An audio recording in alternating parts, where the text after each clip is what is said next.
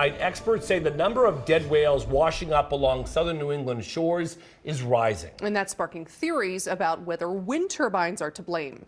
NBC 10 I-Team reporter Tamara Sakarsik takes a closer look into this growing controversy. The Trump administration has halted federal approval for wind projects, but according to legal experts I spoke to, that doesn't apply to projects already running or permitted in Massachusetts and Rhode Island. With so many whales washing ashore, I wanted to know whether these projects have any connection. A 20-foot dead whale washes up on Quaney Beach in Charlestown in December. We're going to look externally over the whole body, see if there's any abnormalities, any wounds.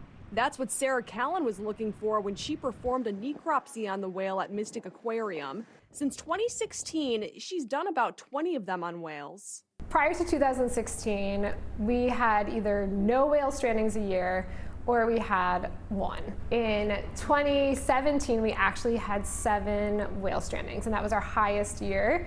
Numbers from NOAA confirm a drastic rise in whale strandings. Last year alone, 28 dead whales washed ashore in Rhode Island and Massachusetts. That's compared to 16 in 2023, 2 in 2022, and 18 in 2021. What's causing this? The main causes of death that we've seen are vessel strike cases.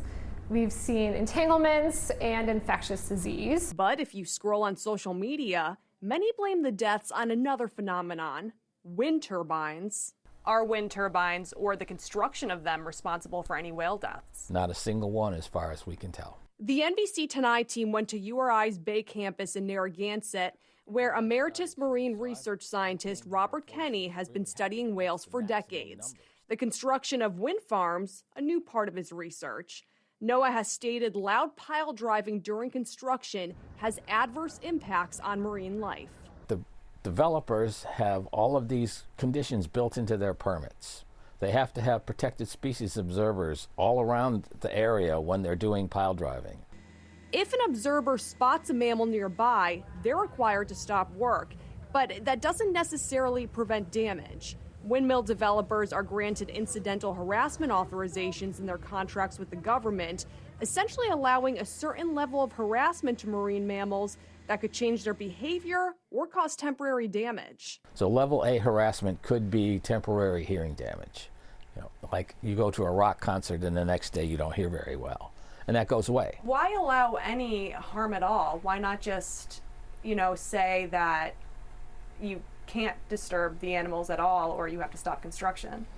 Because the Endangered Species Act and the Marine Mammal Protection Act are written so that there is a balance between the needs of society and the welfare of the animals. You can kill a whale if you have a really good reason for it. Offshore wind isn't brand new. In fact, the impact of construction has been studied in seals off Europe, but the construction on the East Coast will be the first true test for whales. We don't really know what the long-term effects of this sort of construction disturbance are going to be. We don't expect them to be serious, but whales fool you sometimes. So we don't know what we don't know. Yeah, we've never had wind farms in an area where there are lots of whales before. Does that make you nervous at all as a scientist? A tiny bit nervous, but we know that the effects of climate change on the ocean are much worse than what we're seeing from wind farms. We have to do something. Callan says warming water has drawn more whales to the area, increasing the risk of ship strikes.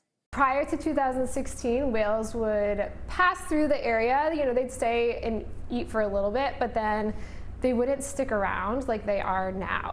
A link between warmer water and infectious diseases also being investigated. As for wind farms, scientists like Callan will continue to look for any links.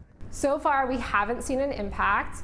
Not to say that in the future maybe we will, but that's our job, is to collect the scientific data and facts. If all of the wind turbines are removed, do you think we will still see the same number of whale strandings? If wind farm construction were to stop, I still think that we would see a pretty consistent stranding rate for these animals.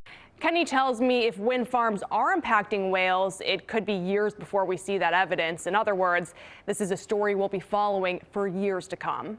For the NBC 10 team, I'm Tamara Sakarzik.